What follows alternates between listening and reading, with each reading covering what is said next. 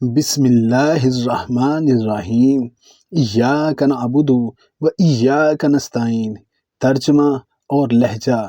عرب ممالک میں رہنے کا سب سے بڑا فائدہ یہ ہے کہ آپ کو عربی زبان آ جاتی ہے، اور عربی زبان آ جائے تو کسی حد تک قرآن سمجھ آنا شروع ہو جاتا ہے۔ قرآن تو آپ ترجمے کے ذریعے بھی پڑھ سکتے ہیں، لیکن لہجے آپ ترجمے سے نہیں سمجھ سکتے۔ لہجے آپ کو عربیوں سے سمجھ آئیں گے۔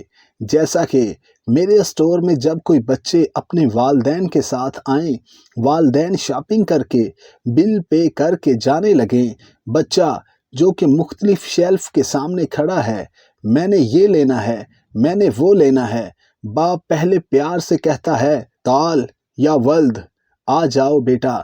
بیٹا پھر بھی کھلونوں والی شیلف یا چاکلیٹ سیکشن میں کھویا ہوا ہے اور اس کا بس نہیں چل رہا، وہ سب اٹھا لے۔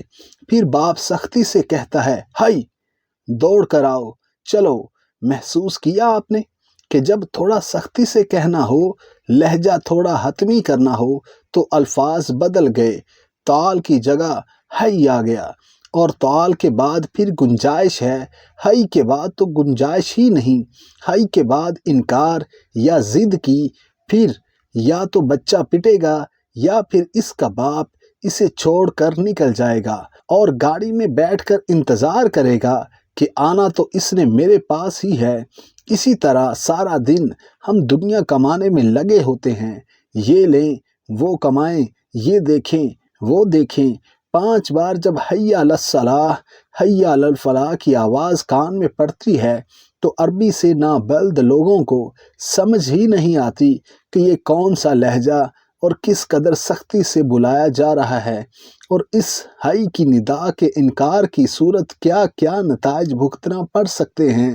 انکار کی صورت یا تو دنیا سے ہی پٹائی کا سلسلہ شروع ہو جانا ہے، یا خالق نے ہمیں ہمارے حال پر چھوڑ دینا ہے کہ آنا تو اس نے میرے پاس ہی ہے۔ ترجمہ: بے شک ہماری طرف انہوں نے لوٹنا ہے۔ ترجمہ: پھر بے شک ہمارے ذمے ہے ان کا حساب لینا۔ سورہ الغاشیہ آیت نمبر 25-26۔ نوٹ: یہ تعال اور حی والا واقعہ کل ہوا جب اسٹور پر ایک والد نے سامان کا بل ادا کر کے اپنے بیٹے کو پہلے پیار سے تعال کہا، پھر بچے کی ضد کے جواب میں سختی سے حی کہا۔ اس وقت میرے دماغ کی کھڑکی کھلی اور یہ پوسٹ سوجھی۔